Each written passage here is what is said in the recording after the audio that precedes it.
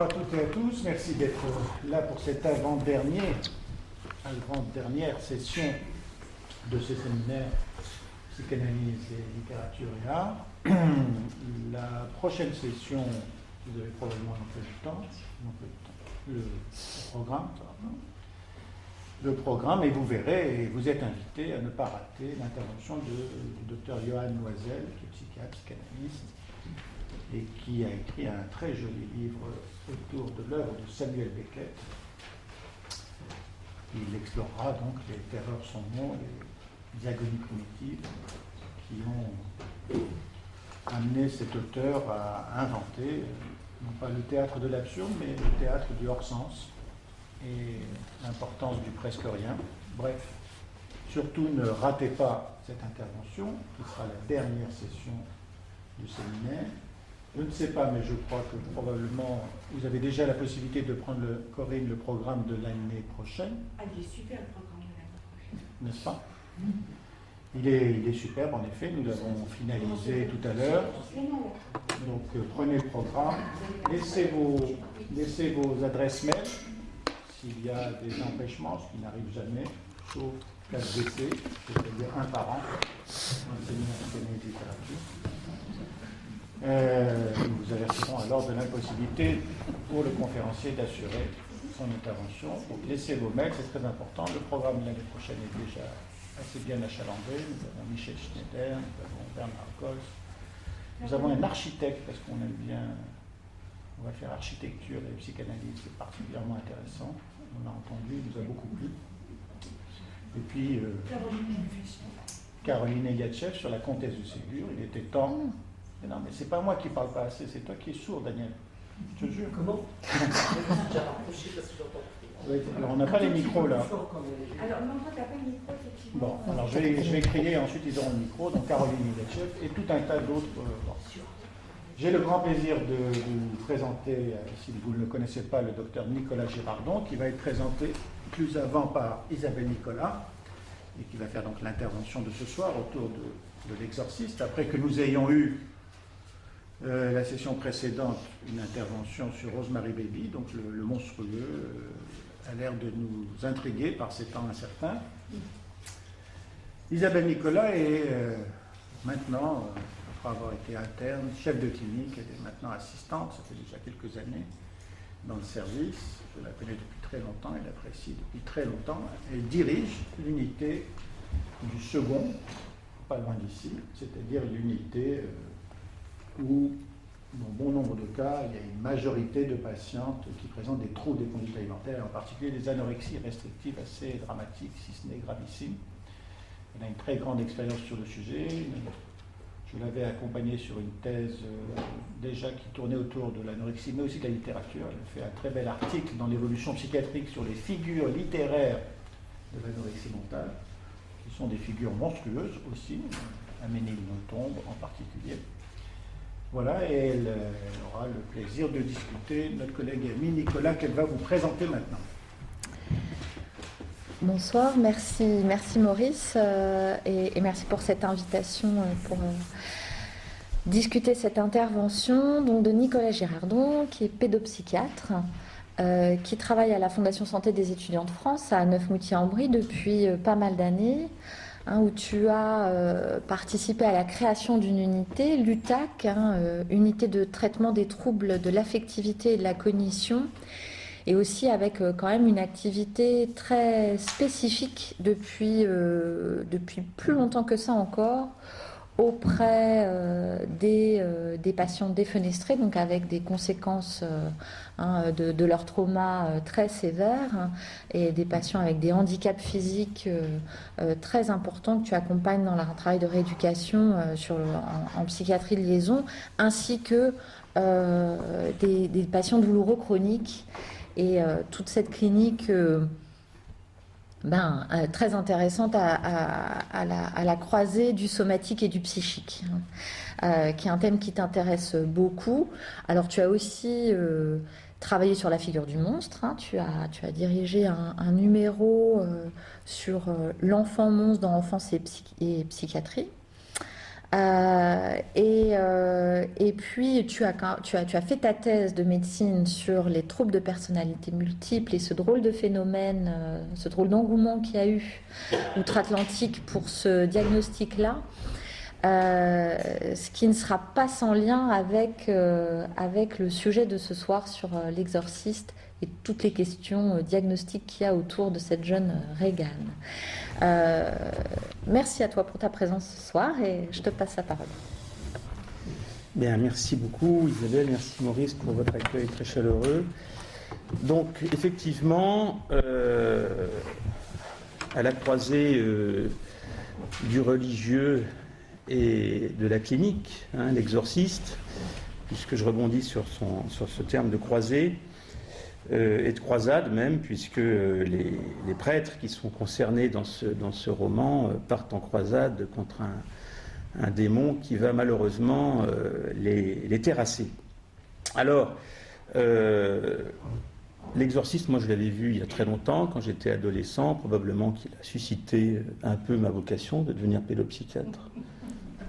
Je n'en doute pas une minute. Et alors, je ne sais pas bien pourquoi le thème m'a particulièrement intéressé et pourquoi j'ai proposé d'intervenir à ce séminaire, mais il y a quand même des points communs. Il y a effectivement une clinique complexe, une clinique, je vais y revenir parce que je vais vous parler effectivement des personnalités multiples, et puis je pense qu'il y a ce qui m'intéresse beaucoup dans ce roman et dans ce film, et en particulier dans le film, il y a l'aspect très sensationnel que peut-être beaucoup de gens ont retenu quand ils sont allés le voir pour la première fois, mais à force d'être trop sensationnel, au sens de sensation, eh bien on finit par avoir des... ça peut faire écran par rapport à des sujets qui sont plus intéressants. Et notamment parmi ces sujets, ce qui m'a beaucoup intéressé, c'est plutôt le dénuement des personnages qui s'agitent autour de Regan, donc la jeune fille qui est possédée, les adultes qui essayent de s'occuper d'elle. Et au fond, alors si on s'intéresse au point de vue religieux, ce film parle, comme le dit Friedkin, du mystère de la foi et de la destinée en général, en l'occurrence celle des personnages confrontés à ces événements horribles qui touchent une très jeune fille, très vulnérable. Alors, je vais faire un peu de culture cinématographique. Le film s'est tiré d'un livre qui s'appelle L'Exorciste. C'est William Peter Blatty qui l'a écrit en 1971. Il s'est inspiré directement d'un cas clinique qui a été mis dans la presse, dans le Washington Post en 1949 exactement. Il retraçait l'exorcisme d'un garçon de 14 ans vivant dans le Maryland et frappé de possession démoniaque. D'après l'Église catholique, ils n'en avaient pas recensé beaucoup. Alors, il y a eu les 2 guerres mondiales, peut-être qu'ils n'ont pas eu le temps, hein, mais il y a eu 3 cas recensés, officiels, dont ce cas d'un garçon de 14 ans. Et le réalisateur, William Friedkin, donc le réalisateur du film, il a réussi à récupérer je dirais, le dossier secret de ce garçon, c'est-à-dire que le clergé l'a autorisé à regarder les notes qui avaient été prises par les infirmières, par les médecins et par les prêtres qui s'étaient occupés de ce garçon. Donc c'est peut-être pour cette raison que ce réalisateur, mais aussi cet écrivain, donne une version, je trouve, hyper réaliste dans le film d'un certain nombre de sujets. C'est extrêmement bien documenté. On a l'impression de se retrouver dans une vraie clinique médicale, dans un vrai asile psychiatrique, notamment quand Carras vient visiter sa mère. Et donc ce côté hyper réaliste, finalement, contraste beaucoup avec le thème surréaliste et surnaturel de l'œuvre. Donc effectivement, le roman devait être une quête surnaturelle dans une Amérique où le diable connaissait un regain d'intérêt depuis la fin des années 60. Alors, Polanski, c'est la fin des années 60 aussi, hein, et donc effectivement, il y a eu plusieurs œuvres littéraires et cinématographiques qui ont traité de ce sujet. L'histoire est simple, un cas de possession chez une fillette de 12 ans. Donc là, Blatty, donc l'écrivain, va transposer le cas du garçon en fille. Donc la fillette, elle a 12 ans, et il va décrire de façon très précise, justement, parce ils se sont beaucoup documentés, eh bien, les différents stades en termes de démonologie de la possession. Alors le premier stade, ça va être la séduction par le démon, avec une forme de syndrome obsessionnel. Bon. Ensuite, ça va être l'infestation, c'est-à-dire que c'est l'habitat qui est colonisé par des présences démoniaques. Hein. Les meubles tremblent, il y a des bruits qui sortent du plafond, etc. Et puis enfin, il y a les attaques corporelles, douloureuses, paroxystiques, hein, et puis les mutilations, et enfin l'envahissement total de la personnalité par une autre personnalité démoniaque qui prend le dessus. Et là, c'est le stade de la possession. Donc il y a vraiment les 3 stades qui sont décrits dans l'œuvre. Et alors, ce qui est intéressant aussi, c'est que Blatty était un catholique convaincu, très pratiquant, il avait la foi. Friedkin se décrit plutôt comme agnostique. Bon. Et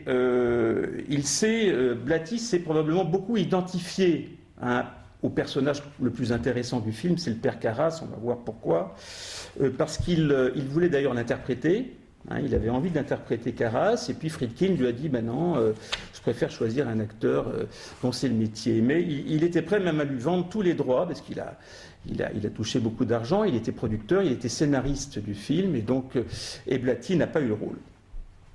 Alors c'est intéressant d'ailleurs, parce que les 2 personnes qui ont les rôles les plus intéressants, c'est Ellen Burstyn et Jason Miller, donc successivement Chris McNeil et le père Carras, et ces 2 acteurs qui n'étaient pas forcément dans la tête de Friedkin ont insisté pour avoir le rôle. Ils sont allés le voir et ils ont dit je serai l'actrice qui jouera la mère de Reagan, et je serai l'homme qui fera le père Carras. Alors, le livre a eu beaucoup de succès, comme le film, donc ils ont été des succès commerciaux tous les 2. Le livre a été best-seller pendant plus d'1 an. Et Blatty a donc introduit Friedkin, le réalisateur, parce qu'il était déjà introduit dans le cinéma, il écrivait des scénarios pour Hollywood, et c'est également Blatty qui a choisi Friedkin. Il lui a dit « je veux que ça soit Friedkin », alors que Kubrick avait été envisagé, mais il a refusé de prendre la fonction de réalisateur pour ce film, ne sachant pas comment réaliser un film aussi fantastique, probablement. Alors Friedkin, il était assez connu à l'époque, puisqu'il avait réalisé déjà French Connection. Alors c'est intéressant French Connection, parce que moi je l'ai vu pour la préparation de cette soirée, et ça parle, c'est tout l'inverse de L'Exorciste. L'Exorciste, c'est un huis clos, et French Connection, ça ne se passe que dans la rue, en fait. Hein. C'est des filatures, c'est des poursuites de voitures qui sont devenues très célèbres, d'ailleurs, et c'est un univers très paranoïaque, comme savait le faire à l'époque le cinéma dit... le cinéma, j'ai un petit trou de mémoire, du nouvel Hollywood. Voilà. Alors Friedkin est resté très célèbre, très fidèle au roman. Il a filmé le roman, comme il dit, racontant cette histoire en allant droit au but, de manière aussi réaliste que possible, sans contexte ni flashback, donc de manière très prospective, comme on pourrait dire nous. Hein. Donc il n'y a pas d'anamnèse, il n'y a pas de rétroaction. On est d'emblée, d'un bout à l'autre du film, dans une dynamique de prospection.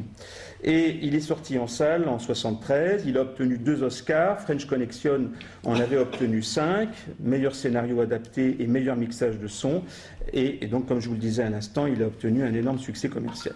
Alors on voit ici la photo iconique du film, qui est celle de l'affiche, hein, qui a été en fait inspirée d'un tableau de Magritte. Ça, je l'ai découvert aussi en lisant l'autobiographie de Friedkin. Et ce tableau, il est magnifique. Alors, il y a eu plusieurs versions. Ça s'appelle L'Empire des Lumières, numéro 2, celui-là. Et cette peinture représente une maison sombre, dans une rue tranquille à la tombée de la nuit. Au deuxième étage, une douce lumière émane des fenêtres de la chambre. D'autres fenêtres sont visibles, mais leurs volets sont fermés. Il n'y a pas de porte d'entrée. Et au-dessus, il fait jour et des nuages flottent dans un ciel bleu. Dans la rue, devant la maison, se trouve un unique réverbère. Et la peinture de Magritte est un bon exemple pour Friedkin de la manière dont il juxtaposait des objets réalistes, mais qui n'avaient aucun lien entre eux. Voilà. Et donc cette maison, donc il va mettre le réverbère sur l'affiche, et puis de la chambre de la jeune fille, Regan, hein, eh bien, il va sortir une nuée avec un brouillard et une lumière intense, couvrant l'ombre, la silhouette du père Mérine qui intervient au tout début du film, on va le voir, et à la fin du film. Alors, cette maison va avoir un rôle central, comme c'était le cas évidemment dans Rosemary's Baby, comme tu l'avais dit d'ailleurs la dernière fois, mais également dans Mother, je ne sais pas si vous l'avez vu, le film de Darren Aronofsky, et d'autres films où le diable a pris possession des lieux pour se venger des habitants. L'escalier extérieur, en contrebas de la chambre de Regan, évoque également l'utilisation de l'escalier pour faire mourir ces personnages, un vrai escalier hitchcockien. On le voit très bien dans Psycho également, le film d'Hitchcock. Donc on a vraiment tous les ingrédients du film fantastique avec le traitement de l'habitat, le traitement des lieux qui fait encore plus peur par moments que les personnages. Le contexte socio-culturel de l'œuvre, alors pour ça je me suis inspiré d'un livre qui est assez remarquable, qui retrace les coulisses du tournage et qui donne des interprétations assez subtiles, je trouve, de l'œuvre de Friedkin en particulier. C'est l'ouvrage de Mark Kermode. Alors ce film se situe dans une Amérique du début des années 70, plongée dans les conflits sociaux, raciaux et générationnels, bref, une société en totale mutation. Et cette ambiance sociale s'est répercutée dans tout le film, et dans tous les films en général de Friedkin, avec ses anti-héros, la peur irrationnelle et la paranoïa. Dans un nouvel Hollywood, justement, dépeignant l'ambiguïté morale que les réalisateurs reconnaissaient en eux-mêmes. On peut citer Coppola, Polanski aussi, bien sûr. Stephen King, le maître incontesté du roman horrifique que je ne présente pas, cite L'Exorciste comme le film d'horreur sociale par excellence, en s'appuyant sur le fait qu'à cette période, la fracture entre adultes et adolescents atteignait leur point culminant. Le conflit de génération dans la société américaine, d'ailleurs, est pointé à plusieurs reprises dans L'Exorciste. L'Exorciste peut évoquer, bien sûr, à propos de la monstruosité, les projections des adultes, sur ce que représente de monstrueux les transformations à l'adolescence, la pulsionalité agressive et sexuelle est absolument déchaînée dans L'Exorciste. Mais cette monstruosité est aussi pour Stephen King un concept sociologique. La discrimination de la différence n'est que l'application à la lettre de la normalité et réaffirme l'idée de la nécessité de l'ordre. Au fond, le monstre devenant, en introduisant le chaos, un agent de l'ordre, obligeant chacun à se mobiliser et à prendre position. Le monstre, au sens évolutionniste et tératologique, est également avertissement. Et comme avertissement, il nous apprend ce que nous ne voulons pas voir. Ça, c'est d'Iris Ariol, personne qui a beaucoup étudié la monstruosité et le bestiaire animal. Toujours pour cet auteur, L'Exorciste est enfin l'histoire d'une enfant devenue monstre, un monstre enfant. Quand le mal et la monstruosité se concentrent dans l'enfant, l'horreur est exacerbée puisqu'elle touche à quelque chose de sacré, la perpétuation de la vie. Je cite toujours cet auteur. Alors je vais vous rappeler l'histoire. Actrice célèbre et mère célibataire, en instance de divorce, Chris McNeil vit avec sa fille Regan dans une charmante maison à Georgetown, un quartier de Washington. Elle est aidée par un couple de domestiques allemands un peu âgés, Willy et Carl, qui s'occupent de la maison, et par sa jeune assistante Sharon. Chris tourne des séquences d'un film sur le campus de son quartier pour son vieil ami réalisateur Burke Dennings, un alcoolique invétéré, obscène, quand il a trop bu, mais talentueux. La vie de Regan, apparemment sans histoire, si ce n'est l'absence désespérante d'un père qui va même pas l'appeler le jour de ses 12 ans, cette scène est évoquée dans le film, va rapidement se compliquer quand des phénomènes étranges, voire surnaturels, surviennent dans sa chambre, des coups sourds et profonds, rythmés, provenant du plafond, des mouvements autonomes de son lit, une température de plus en plus glaciale. Dans le même temps, un compagnon, a priori imaginaire, l'invite à partager des parties de Ouija. Il s'appelle le capitaine C'est tout. En version originale, ils disent capitaine Woody, dont le nom rappelle de façon troublante celui de son père Howard, avec les 3 premières lettres, H-O-W. Le comportement de Regan va alors changer. Elle se montre plus irritable, agressive, a des changements d'humeur, elle se néglige, elle présente des épisodes d'état de conscience modifiés, évoquant la transe, et un discours qui se sexualise jusqu'à en devenir obscène, contrastant radicalement avec son innocence exhalée depuis toujours. On comprendra plus tard, grâce à l'enquête du détective Kinderman, qu'elle est à l'origine d'un acte de profanation dans une église des environs, et elle utilise pour ça la terre avec laquelle elle fabrique des petits objets animaliers pour faire plaisir à sa maman. Chris l'emmène voir son médecin. Il y a des médecins pendant tout le long du film, il n'y a pas que des prêtres. Le docteur Klein qui diagnostique dans un premier temps un syndrome d'hyperactivité avec trouble de l'attention et lui prescrit de la Ritaline. L'état de Regan s'aggravant, il préconise d'autres examens complémentaires à la recherche cette fois-ci d'une lésion du lobe temporal. Bien sûr, il évoque très rapidement une épilepsie temporale. Et les examens sont de plus en plus intrusifs et sanglants. On pense notamment à la scène de l'artériographie qui a fait s'évanouir beaucoup de personnes, notamment à la première projection, tellement elle est filmée avec un réalisme évident. En plus, il a demandé à des techniciens, à des médecins, à des radiologues de filmer la scène eux-mêmes pour que ça soit plus convaincant. Et ces examens complémentaires, particulièrement sanglants, quasiment pornographiques même, ne décèle aucune explication médicale rationnelle. Évidemment, on s'y attendait en allant voir l'exorciste. L'évaluation psychiatrique est réduite à une séance d'hypnose qui tourne court. Quand cette personnalité inconnue, alors on ne sait pas encore ce que c'est, elle est convoquée forcément par l'hypnotiseur et pendant le rituel, au moment où elle émerge, eh bien, elle pousse Regan à lui broyer les testicules. Donc c'est le seul moment où on voit un psychiatre en exercice. L'ensemble de la personnalité de Regan se transforme petit à petit sous l'emprise de cette partie d'elle-même qu'elle subit passivement, alors qu'un comportement de plus en plus violent envers son corps, donc il y a des automutilations multiples, dont génitales, dans une scène culte particulièrement subversive que je ne vous passerai pas ce soir. Je fais attention aux âmes sensibles. Et donc elle est violente envers elle-même, elle est violente également envers son entourage, et elle oblige ses médecins à décider quand même, donc il y a le médecin généraliste, il y a le neurologue, mais ils sont quand même décidés à pratiquer une contention physique sur son lit qui deviendra petit à petit capitonnée. Les scènes de possession les plus spectaculaires dans le film s'inspirent d'ailleurs des descriptions de Charcot, illustrées par Richer, dans Les démoniaques dans l'art, article que j'ai relu d'ailleurs, et c'est typique des scènes qui sont décrites dans le film et dans le livre. Ce comportement incontrôlable menace alors de détruire une cellule familiale, vous l'avez compris, déjà bien fragilisée, avec un père omni-absent. La dénutration sévère, alors là je me tourne vers ma collègue, impose également la pose d'une perfusion et d'une sonde nasogastrique. Je crois que la perfusion c'est à éviter d'ailleurs dans les cas les plus graves, en même temps que des administrations parentérales de sédatifs puissants qui l'aident à se calmer entre chaque crise. D'autres phénomènes surnaturels se surajoutent, comme des pouvoirs télépathiques, psychokinétiques, des déformations corporelles monstrueuses, son visage est gangréné par ses scarifications qu'elle s'inflige et ses gerçures, et elle force évidemment à la fin les hypothèses de nature religieuse et démoniaque. La communauté médicale perplexe devant l'état de Regan au terme d'une observation de plusieurs jours en milieu médical, pas psychiatrique mais médical, conclut à un complexe, je cite le livre, de culpabilité déterminant un somnambulisme indiscutablement hystérique et propose une hospitalisation en psychiatrie que la mère de Regan refuse totalement.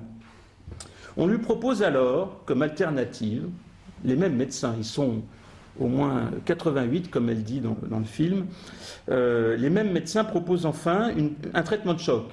Et ils parlent d'exorcisme. « Vous me conseillez d'emmener ma fille chez un sorcier guérisseur ?» demande Chris, sidéré par la proposition.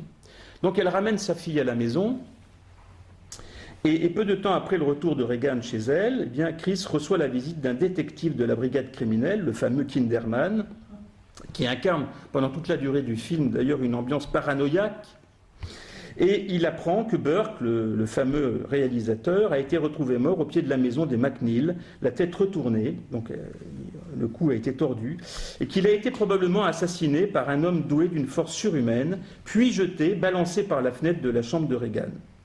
Chris dévie alors de son athéisme avoué, elle en parle plusieurs fois dans le film, pour se tourner vers un jeune prêtre, Damien Carras, un prêtre jésuite des environs, en le suppliant d'exorciser sa fille. Et c'est également au moment où elle comprend donc que sa fille est probablement à l'origine de ce meurtre. Ému par le désespoir de Chris, il accepte de rencontrer Reagan.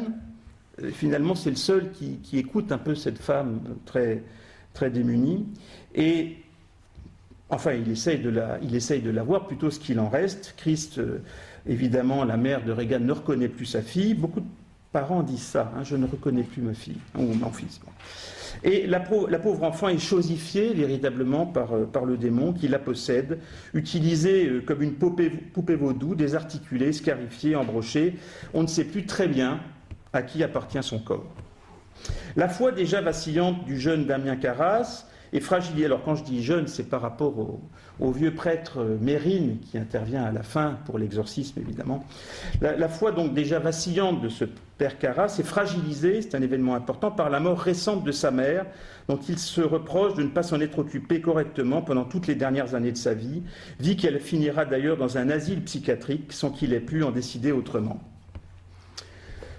Carras, malgré ses doutes, il faut dire qu'il a une double formation, il est psychiatre et prêtre. Hein, et il aide les autres prêtres de la communauté qui font des crises de foi, si je puis dire, par moment.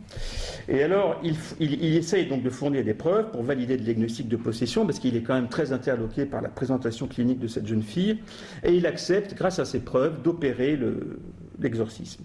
Il sera rejoint pour ce faire par un vieux prêtre archéologue de 70 ans, mais qui est beaucoup plus jeune. L'acteur est beaucoup plus jeune, c'est Max von Sydow.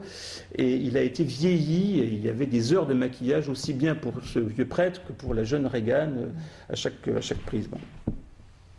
Et donc ce vieux prêtre archéologue et philosophe, c'est celui qui sait ce que les autres ne savent pas, parce qu'il a l'expérience du fait de sa maturité.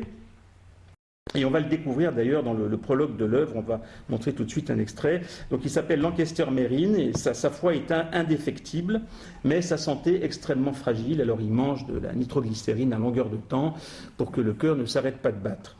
Et malheureusement, le cœur s'arrête de battre pendant la cérémonie et le pauvre Carras se retrouve tout seul en compagnie du démon. Donc désemparé par la mort de Mérine, et là le film se termine bientôt, il est poussé à bout par les attaques psychologiques émanant du corps possédé de Reagan. Carras ordonne au démon de la quitter et d'entrer dans son corps avant de se défenestrer lui-même. On peut comparer cette scène à une forme d'adorcisme, l'inverse de l'exorcisme, c'est-à-dire une sorte de possession correctrice conduisant au suicide sacrificiel, acte ultime pour délivrer la malheureuse possédée. Et deux interprétations sont possibles dans le film, et je sais que visiblement Blatty et Friedkin n'étaient pas d'accord sur la fin. Donc, première interprétation, le démon a gagné, car il suicide en quelque sorte le prêtre, et qui est possédé réellement, et donc par la possession, le prêtre se suicide, et donc le suicide est condamné par la religion.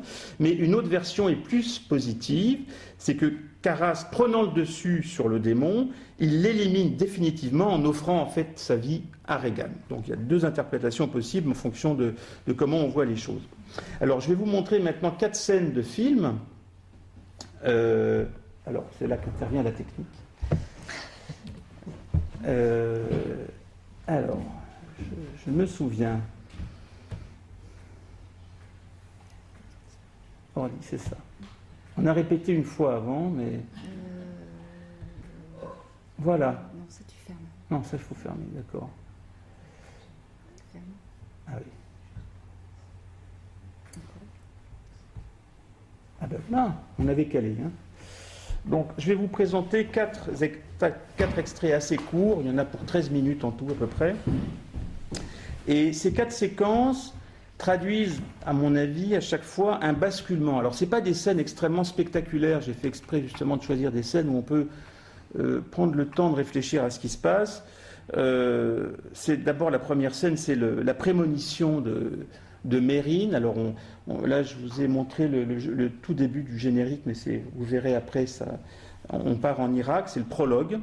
La deuxième scène, c'est la préfiguration de ce qui va se passer chez les MacNeil, quand Chris MacNeil croise deux nonnes en train de se promener et des enfants en parade d'Halloween. La troisième scène, c'est la déception destructrice liée au fait que le papa de Reagan ne donne pas de nouvelles. Et en fait, la dernière scène, c'est la colère qui pourrait conduire au passage à l'acte suicidaire de Karras quand le démon l'attaque. Voilà ces 4 scènes. Donc on commence par la première. Voilà. Donc j'ai terminé avec les séquences de films et je vais vous proposer de... Je vais peut-être remettre la lumière. Comme ça, non? Ouais. C'est bien comme ça. Ok. Et je vais vous embarquer dans... je vais tenter de vous embarquer à partir de ce que j'ai déjà raconté sur l'histoire et le récit de l'exorcisme dans un épisode cette fois-ci de l'histoire de la psychiatrie nord-américaine, puisque ce film pourrait presque sembler visionnaire dans la mesure où le rituel de dépossession va être utilisé à d'autres fins dans ce qu'on a appelé le trouble des personnalités multiples, évoqué plusieurs fois dans le livre d'ailleurs de Blatty. Les médecins discutent constamment le diagnostic et tournent autour d'un dédoublement de la personnalité, d'une personnalité multiple, etc. Et ce trouble de la personnalité multiple va être épidémique aux États-Unis. Finalement, peu de temps après la sortie de cet événement cinématographique, je ne pense pas qu'il y ait de cause à effet, mais je le note en tout cas de façon chronologique. Début des années 70, ça va être le début d'un engouement, comme tu le disais, pour ce syndrome. Et au même titre qu'il décrit une institution religieuse menacée de perdre ses convictions et le sens de sa mission, ce film suggère aussi une fragilisation des convictions théoriques et une perte des repères cliniques au profit d'un retour au naturalisme dans la psychiatrie et des pratiques thérapeutiques issues du XIXe siècle. Au carrefour du film et de la réalité psychosociale aux États-Unis, on retrouve à cette époque le déclin de la psychanalyse à la fin des années 60 et le retour à la biologie dans la santé mentale avec un souci de quantifier les bénéfices respectifs des différentes thérapies, et la renaissance de l'approche somatique en psychiatrie avec une moindre attente probablement envers les thérapies relationnelles. Le rôle déterminant des croyances également chez le thérapeute et le risque iatrogène de l'hypnose quand elle se présente comme une technique autoritaire, je reprends ce terme, j'emprunte ce terme à Jean-Claude Malval. C'est le retour à la fascination pour les phénomènes parapsychiques et la télépathie rencontrés au XIXe siècle. Ensuite, la description des personnalités alternantes nuisibles dont est possédé le patient qui, par identification à l'agresseur présumé, maltraite son corps en lui demandant de se faire du mal. Le rôle joué également par la sexualité dans une société traditionnellement puritaine, tout ce qu'une société interdit de penser, comme la forte répression de la sexualité, qui ne pense la séduction qu'en termes traumatiques, d'autres formes plus érotisées étant politiquement incorrectes. L'inverse donc de la plasticité libidinale de Freud. Enfin, le dénouement sacrificiel, qui peut être perçu quand même comme un échec dans le film, dans le sens où il conduit au sacrifice de 2 prêtres thérapeutes. Cette histoire peut donc évoquer pour le clinicien ce lien de connivence entre possession et personnalité multiple dans l'histoire récente de la psychiatrie.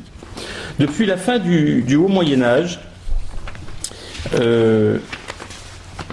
excusez-moi, où j'en suis ? Oui. Depuis la fin du Haut Moyen-Âge, les possédés hantent la clinique médicale psychiatrique occidentale. De génération en génération, les médecins tentent de soulager leurs souffrances, mais comme les démons n'étaient que des entités imaginaires, ils ne les invitaient pas à se manifester pendant le traitement. Et ce n'est qu'à partir de la fin du XIXe siècle, avec l'élaboration de la théorie de la dissociation psychologique et l'apparition des doubles personnalités dans le milieu clinique, que les entités qui tourmentaient les possédés, entre guillemets, ont peu à peu commencé à se faire entendre, avec notamment Morton Prince aux États-Unis et évidemment Pierre Janet en France. Pour Janet, je le cite, « La croyance en la possession n'est que la traduction populaire d'une vérité psychologique. Et les possédés sont des malades de la croyance. Ce sont des gens qui croient trop facilement n'importe quoi. » Pour ces auteurs, rendus célèbres grâce à leurs patientes, l'hystérie devenait le lieu commun nosographique de ces manifestations cliniques. Il y a eu ensuite un déclin pour les personnalités multiples dans la littérature scientifique, et avec lui celui pour l'hypnose. Mais une nouvelle flambée de cas sans précédent est apparue donc aux États-Unis et au Canada dans les années 70 et surtout 80. Et on a parlé à ce titre de véritable épidémie, au moment où 2 observations furent portées à la connaissance du grand public par l'intermédiaire de romans et de films à succès, qui n'étaient pas L'Exorciste, c'était The Three Faces of Eve, les 3 visages d'Ève, adaptation d'un cas de personnalité multiple publié en 1954 dans un journal scientifique psychologique, et un autre film, Sibylle, plus récent, qui date de 1976, adapté donc pour la télévision, qui a connu le même retentissement. Ces cas cliniques mettaient l'accent, d'après les experts en personnalité multiple, sur 2 caractéristiques spécifiques de cette pathologie. Les personnalités alternantes s'élaborent dans l'enfance grâce à une capacité biologique de dissociation, reprenant d'ailleurs l'origine physiologique de l'hystérie pour Charcot, qui la définissait comme d'origine physiologique, et reste une menace, évidemment, c'est l'existence de ces personnalités alternantes, une menace active, constante pour l'équilibre psychologique de la personne. Et puis, deuxième point fondamental, c'est qu'elles apparaissent lorsque le patient subit des traumatismes graves, à savoir des abus sexuels le plus souvent.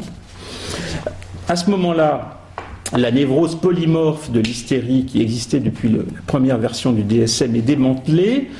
Donc là, on est en 1980 avec l'apparition du DSM-3, avec la dissociation d'un côté, étant donné l'impact considérable qu'a eu l'œuvre de Pierre Janet aux États-Unis, et la conversion et les douleurs psychogènes de l'autre. Le terme hystérie est éliminé définitivement dans le DSM-4 en 1994, jugé stigmatisant et sexiste, ainsi que celui de névrose. Et dans cette catégorie, donc la dissociation, la fameuse dissociation, le trouble des personnalités multiples occupe une place tout à fait essentielle dans la catégorie de ces troubles dissociatifs.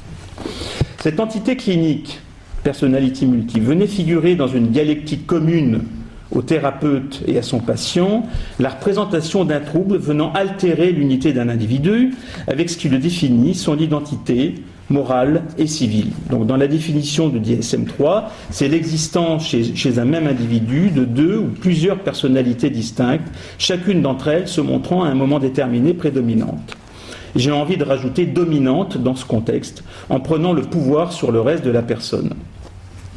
Et armés du DSM, ces nouveaux spécialistes de la dissociation mentale vont publier une foule de données chiffrées avec des prévalences en population clinique tout à fait spectaculaires, venant étayer une démarche diagnostique et thérapeutique de plus en plus autoritaire, avec des psychothérapies imposant finalement à ces patients suspectés de souffrir de ce trouble un modèle quasiment déterministe. La dissociation, moyen de défense psychique universel, est définie par la perte partielle ou complète des fonctions normales d'intégration, des souvenirs et de la conscience, de l'identité.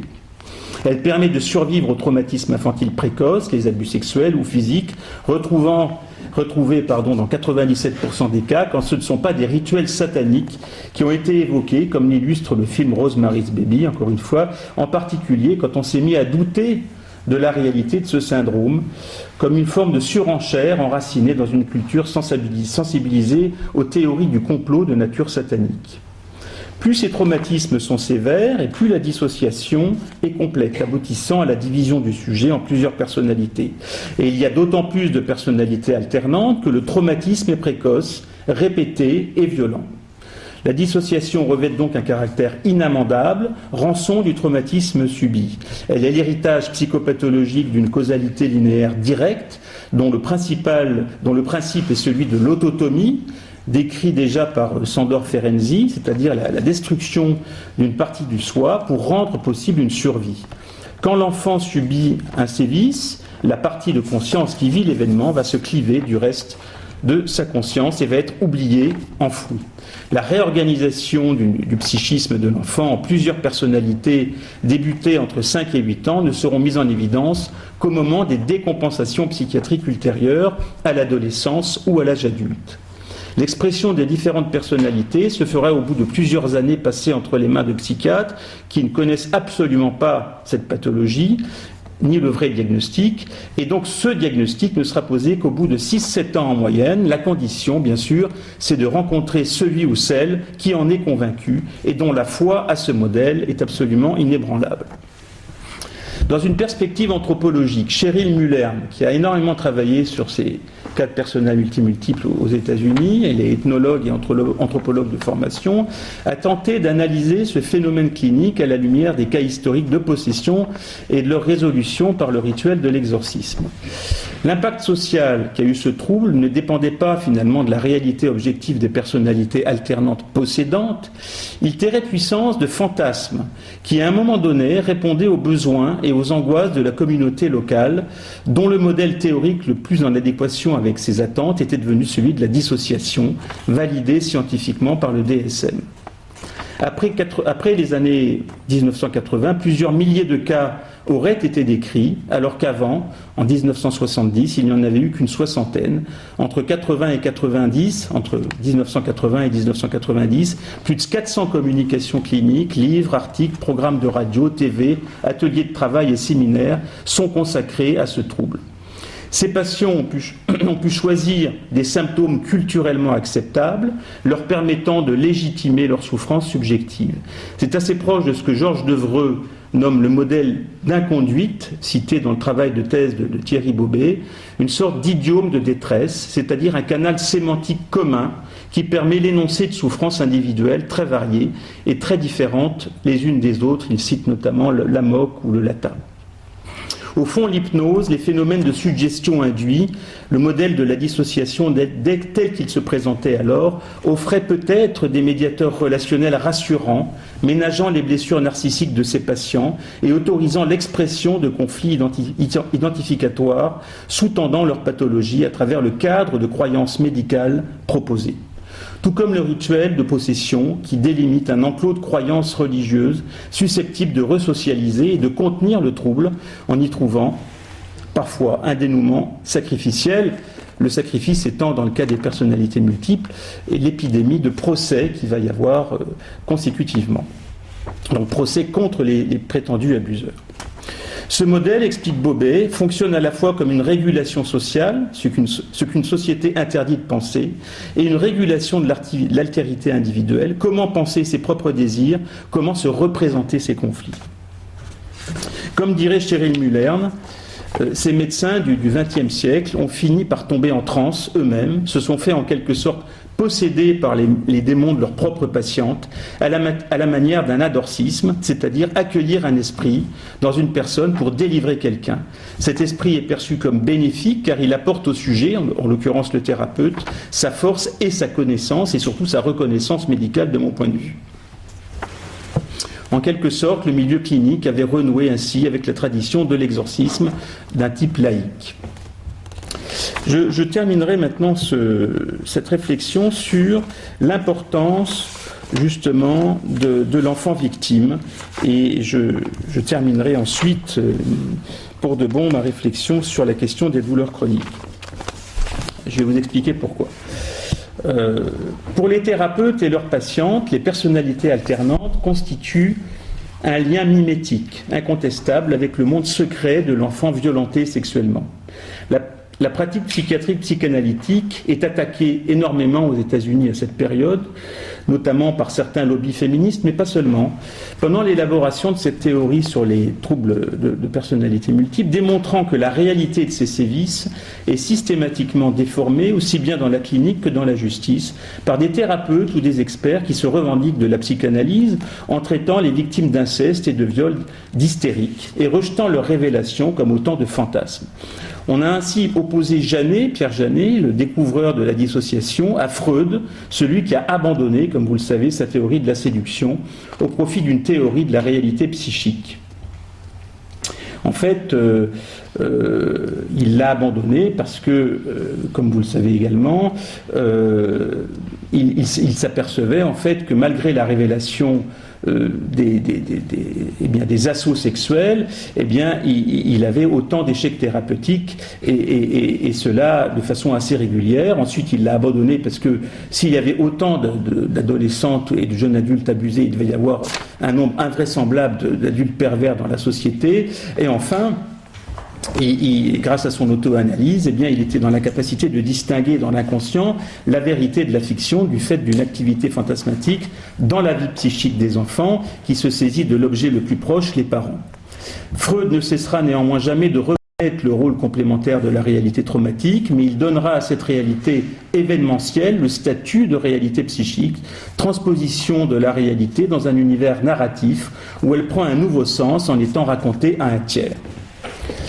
Finalement, l'hypothèse du fantasme devient un postulat de base scandaleux pour les défenseurs du renouveau de la dissociation. Et il faut dire qu'entre 1961 et 1973, des débats passionnés agitaient les milieux politiques et médicaux sur la question de la maltraitance physique des enfants, précipitant du même coup l'émergence d'un important secteur socio-économique de protection de l'enfance. Une partie du corps médical et des thérapeutes se sentaient peut-être endettés moralement pour avoir négligé ou sous-estimé l'impact de la violence parentale sur le développement des enfants jusqu'à la deuxième moitié du XXe siècle. Réalité, cet impact révélé d'ailleurs par la description dans un article célèbre de l'enfant battu, dans le Journal of the American Medical Association. Kempe, Silverman et Steele, en 1962, décrivent le syndrome de l'enfant battu. Alors, est-ce un hasard si pour Kluft, un des spécialistes des personnalités multiples, les personnalités que présentent les multiples sont surtout des enfants effrayés, des petits êtres timides, et que cette réalité constitue le cœur et l'âme du trouble, contrairement d'ailleurs aux personnalités alternantes du XIXe siècle. Les adeptes du diagnostic croient que la seule façon d'accéder aux souvenirs pathologiques d'une présumée victime consiste à inviter, une fois encore, ces petits-enfants dissimulés à prendre possession du corps de leur hôte traumatisé.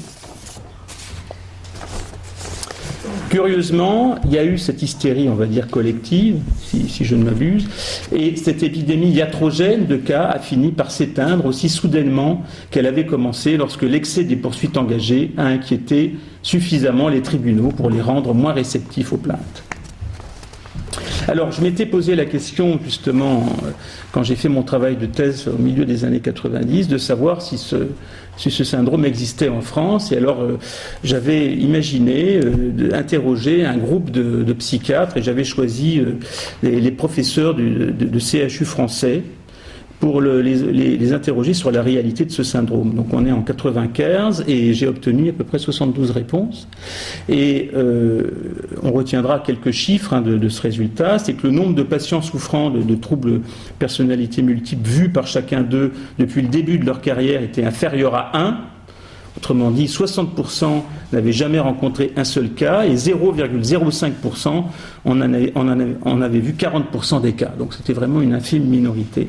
Ensuite, seulement 26% d'entre eux croyaient à l'existence des abus sexuels dans l'enfance en tant que facteur éthiopathogénique probable. Et puis quant à la place du trouble personnalité multiple dans la nosographie psychiatrique, eh bien ça se répartissait en un tiers. Pour un tiers des cas, il s'agissait d'un trouble spécifique. Pour un autre tiers, c'était rangé dans la catégorie de l'hystérie. Pour le troisième tiers, dans les pathologies limites. Voilà un petit peu. Alors je me suis dit probablement qu'en France, ça ne passera pas l'Atlantique. Et on est peut-être rassuré de savoir que le modèle français, les conceptions des universitaires français permettraient de mettre des limites finalement à cette invasion de personnalités multiples. Alors je vais maintenant terminer par une réflexion beaucoup plus récente que j'ai depuis que je travaille dans l'établissement où on accueille ces fameux douloureux chroniques, comme tu disais. C'est-à-dire que moi j'ai peu de connaissances en termes de personnalité multiple, j'en ai vu très très peu.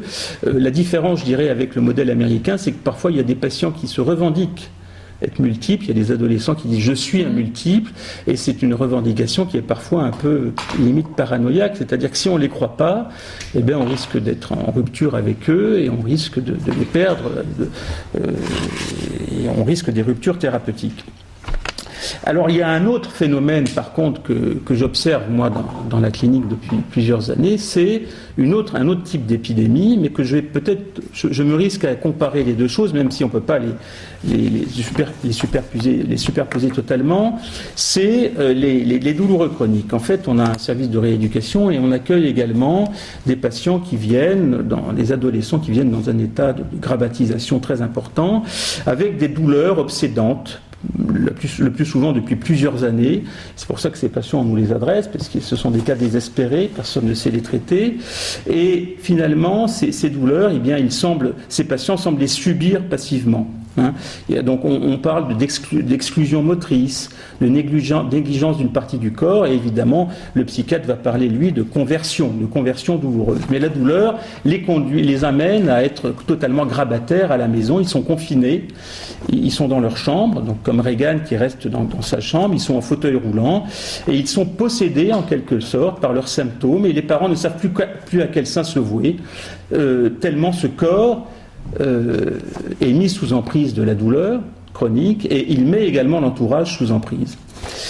Autre point commun, c'est le caractère médicalement inexplicable de ces symptômes. Ils ont énormément d'examens complémentaires, et ces investigations médicales sans fin comportent des risques iatrogènes évidents, donc des prises de morphine, des opérations chirurgicales, avec une aggravation des symptômes secondaires à ces cures et ces prescriptions.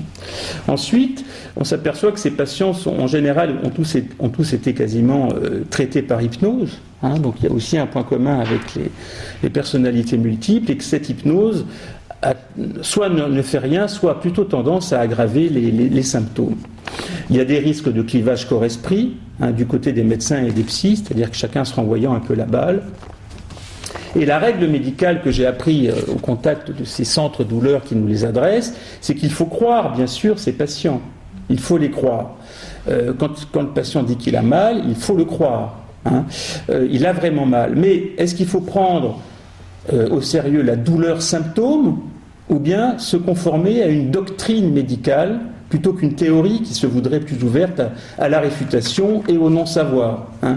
Et est-ce que cette doctrine ne serait pas une douleur, maladie organique à tout prix, donc une recherche de maladie organique à travers le symptôme. D'ailleurs, le pronostic va dépendre dans notre cohorte de patients avant tout de l'adhésion parfois déréelle des parents à une idéologie médicale entièrement dépendante d'une causalité organiciste. Et on peut penser que certains médecins charismatiques peuvent alors rencontrer le destin de ces familles tout à fait désespérées, et dans leur quête de reconnaissance pour eux-mêmes et au nom d'une evidence-based médecine, répondre au pied de la lettre à ce qui n'est qu'un symptôme de profonde souffrance psychique chez l'enfant.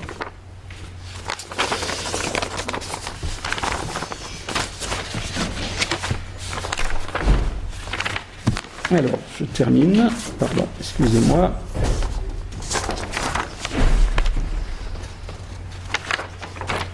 12, 13. Merci. Alors pour finir, dernière réflexion, et je vous propose cette réflexion autour de la culpabilité, d'une possible finalement culpabilité collective, plus ou moins consciente, de ne pas avoir empêché tout ça, empêché finalement ces enfants d'avoir été maltraités par leurs parents, par des adultes malveillants, donc empêcher la maltraitance à enfants, qu'elle soit le résultat de l'iniquité des parents, mais également pourquoi ne pas avoir empêché la négligence des pédiatres à l'égard de la douleur chez l'enfant, même si on ne peut pas les mettre tout à fait sur le même plan. Ce que je veux dire, c'est que en fait, les centres de prise en charge de la douleur chez l'enfant ont été créés récemment, pendant la décennie 90, avec un des pionniers, que je cite, Daniel Hannequin, qui est psychiatre et anesthésiste de formation, et qui rappelle dans un livre témoignage sorti en 2002 que la douleur chez les plus petits a longtemps été niée. C'est-à-dire qu'on pouvait anesthésier, on pouvait opérer du cœur, même dans les années 70, fin des années 60, sans aucune anesthésie. D'accord ? Et au fond, l'idée dominante était que le très jeune enfant restait incapable de percevoir la douleur, tandis que la culture de l'insensibilité professionnelle forgeait les soignants à rester le moins perméables aux émotions des malades. Oscillant entre négation et valorisation, elle en a longtemps exalté les bénéfices. On parlait alors de la valeur sacrée de la douleur, sans laquelle aucun diagnostic n'est fiable. Un enfant qui crie est un enfant qui vit. De plus, le bénéfice éducatif de la douleur devait lui permettre de se forger le caractère pour mieux l'aider à affronter le buisson d'épines de la vie. L'absence d'anesthésie chez l'enfant était également justifiée par des arguments pseudo-scientifiques du genre « ça n'a pas d'importance, les enfants ne mémorisent pas, ils ne ressentent pas la douleur comme les adultes, ils s'en remettent mieux et les risques de l'anesthésie sont trop importants chez les petits pour un acte aussi bref et banal, etc. » Voilà. Donc en conclusion, pris dans un système de culpabilité à l'égard des plus vulnérables qu'ils n'ont pas pu sauver, des crimes de l'adulte pervers ou d'une médecine traumatique qui ne savait pas prendre en charge la douleur physique, l'institution soignante risque d'être possédée, peut-être, par un farouche désir de réparation qu'elle est parfois bien en mal d'analyser. Beaucoup de patients peuvent y être sensibles, étant pris eux-mêmes dans un mouvement de quête affective à la mesure de leur crainte d'être déçus. Peut-être que le prêtre, Carras, en est peut-être la figure éponyme dans ce film. Je vous remercie.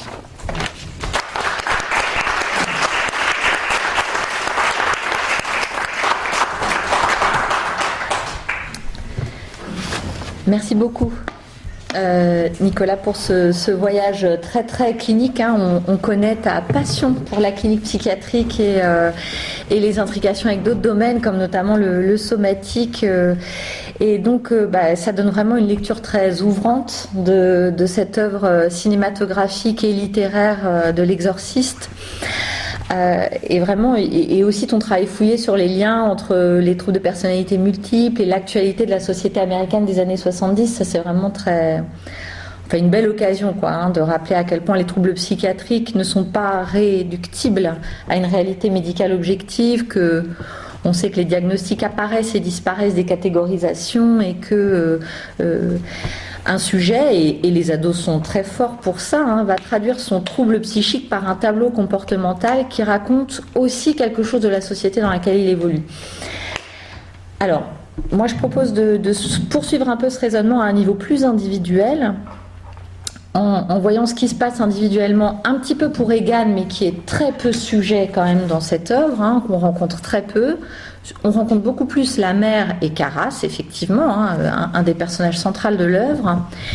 Mais moi, je propose de débuter par Blatty, parce que c'est vrai que on s'est posé la question dans le service face à une situation clinique extrêmement éprouvante, quand même, qui nous a fait penser à l'exorciste, à quel point il connaissait cette clinique, celui-là, et qu'est-ce que ça racontait de lui. Et alors effectivement, il y a la référence à des cas de possession qui ont été décrits et sur lesquels il s'est beaucoup documenté. Mais enfin, je dirais, sa vie infiltrait énormément son œuvre et il a mis beaucoup de sa vie dans l'exorciste. Alors, quelques éléments biographiques sur William Peter Blatty, donc celui qui a écrit le roman et était le scénariste du film. Alors j'ai tiré un certain nombre d'éléments d'une autobiographie qu'il a écrite, dont la traduction pourrait être « Je leur dirai que je me souviens de toi ». Et ce dont il va nous raconter, c'est à quel point il se souvient de sa mère. Cette autobiographie raconte toute sa vie jusqu'à l'écriture de l'exorciste. Il y a plusieurs phénomènes inexpliqués qui sont rapportés par l'auteur. Je trouve dans l'autobiographie il y a une certaine distance, on n'est pas persuadé qu'il est complètement au contact de l'idée que ce sont des miracles, mais plus tard dans des interviews il dit clairement qu'il croit dans les démons, les anges, que les miracles arrivent. Son œuvre est celle d'un croyant et il justifie le succès du film, réputé meilleur film d'horreur de tous les temps, comme étant lié au fait qu'il voulait vraiment montrer que la possession démoniaque existe et soulager les familles qui connaissaient ça dans leur entourage. Cela dit, pour moi, c'est quand même une grande limite du film, parce que effectivement, tu l'as rappelé, ce qui, de mon point de vue, aurait dû fonctionner comme un MacGuffin, c'est-à-dire vraiment quelque chose qui n'a pas d'importance, à savoir les scènes de possession, ce dont on n'a rien à faire dans le fond, parce qu'il y a toute une trame bien plus intéressante derrière. Eh bien, c'est la seule chose qui reste du film au commun des mortels, parce que l'épouvante a effacé tout le reste, l'épouvante de ces scènes de possession. Donc ça, c'est ma première question, Nicolas. Pourquoi pas toi ? Pourquoi toi, tu as réussi à te souvenir du reste et extraire toute l'actualité, enfin tout le matériel clinique, psychiatrique extrêmement fécond, effectivement, de cette œuvre. Alors William Blatty naît de parents libanais qui arrivent aux États-Unis en 1921, hein, donc en pleine dépression. William est né après la mort d'un fils. Alors l'autobiographie, elle est assez truculente et pleine d'humour. Blatty, c'est aussi le scénariste de La Panthère Rose, hein. Il n'a pas fait que l'exorciste, donc c'est quand même un type qui peut être assez marrant aussi. Donc il nous raconte qu'en fait, après la mort de ce garçon, la mère prie pour avoir un garçon, et ce garçon, ça va être William Peter Blatty, qui est de loin le préféré de sa mère, et il le lui rend bien parce qu'il décrit une mère toute puissante et qui en retour idéalisait complètement son garçon. Par exemple, elle disait de lui que bébé, il ne salissait jamais ses couches. Et ça, lui, là, il va pas dire que c'est un miracle, il dit bon, quand même, elle m'investissait un peu bizarrement, ma mère.